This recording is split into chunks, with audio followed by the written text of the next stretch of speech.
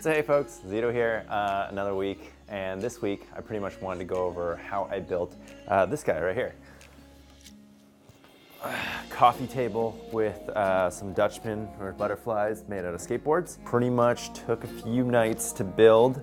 Finished it with some Livos countertop oil, and the legs are also made of Purple Heart and skateboards that are turned. And so yeah, here's the process of how it's made. Hope you enjoy. So for this project, I started out with some recycled skateboard scraps that I had laying around that were already glued up. And I started with some sweet live edge willow that my pals over at the Ottawa City wood shop sold to me. Knowing that there were going to be significant gaps in the wood, I knew I needed to put some Dutchmen in the wood to keep it from cracking any further. To cut one of the Dutchmen, I put a relief cut down the middle of the set of skateboards there, and then cut from the edge to the relief. Of course, following the rough drawing that I had put on there. And essentially what this will do is this particular shape is super strong and it will hold the wood together and keep it from cracking any further.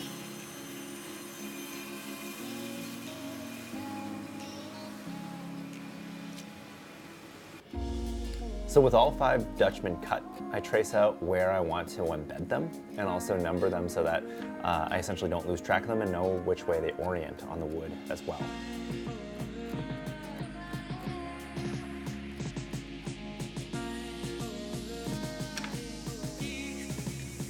So with the Dutchman mark, I read out the approximate shape of the Dutchmen themselves onto the willow. The major thing though is to ensure that I'm well within the lines.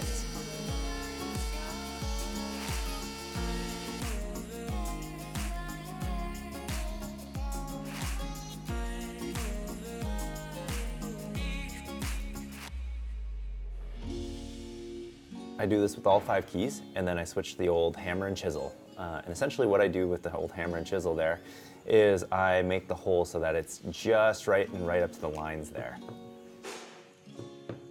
A major point though is that it's extremely important to make sure that you're constantly checking with the Dutchman or butterfly itself over and over again, just to make sure you are building specifically to the shape of the Dutchman itself. The lines themselves are just indicators and it's very easy to shift along the way. So yeah, double checking is super key in this process. So from there, the Dutchmen are actually glued in to the table itself. And then I take off the excess with a saw.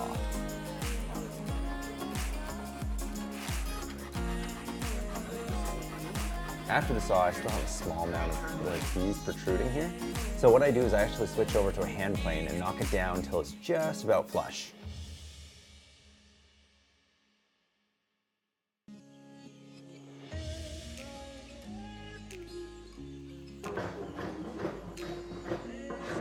While it's close to pretty much flush, the last thing we do there is just take off a little bit of bark that's left on the willow there.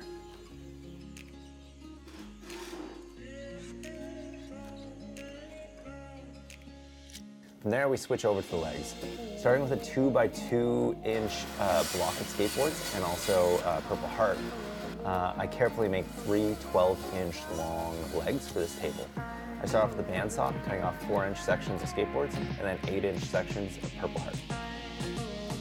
I then drill a 1/4-inch hole into the center of each of these particular blocks, the skateboards and the Purple Heart, so that I can then connect it to the 1/4-inch dowel to keep them together and keep them strong essentially.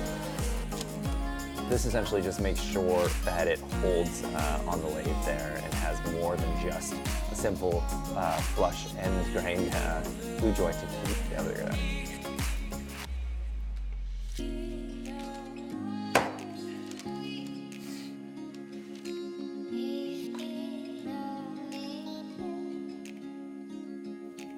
So once glued up, I drill a 5/16 inch hole at the center of the Purple Heart and tap a 3/8 inch thread into it so that I can attach it to the jig that I've made for this lathe.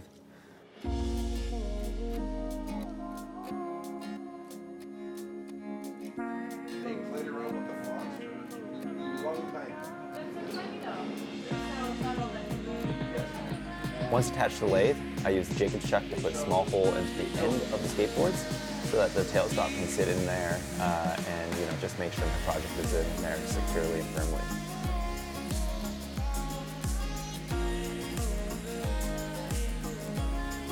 From there, it's turning time. I really only use a roughing gauge for this project, just to get up it to the approximate shape that I want. And then I sand with both 60 grit and then 120 grit.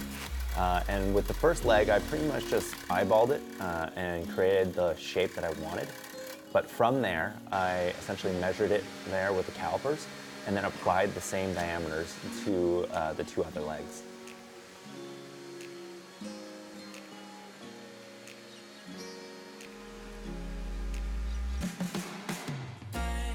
With the legs finished, it's time to turn my attention back to the tabletop. So then I sand the whole thing down with 60 grit, followed by 100 grit, followed by 120 grit, and then lastly, 180 grit, just to get that very fine finish there.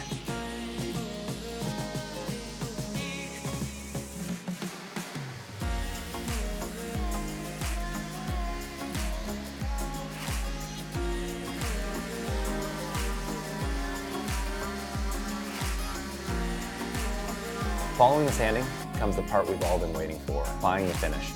I used Livos countertop oil for this particular project.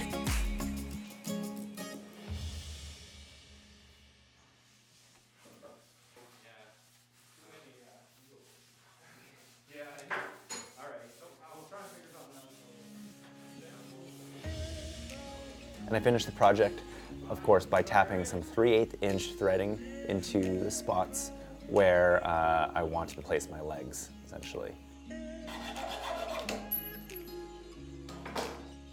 Since it's a coffee table, of course, I gotta make my own latte or make a beautiful piece of coffee for this table, right?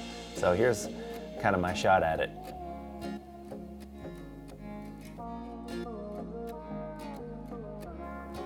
But yeah, since I'm absolutely terrible at this, I've been listening to fine folks at Little Victory's Coffee to work their magic, and so that they can make my coffee table look good with a beautiful coffee on it. Anyways, that's my latest build.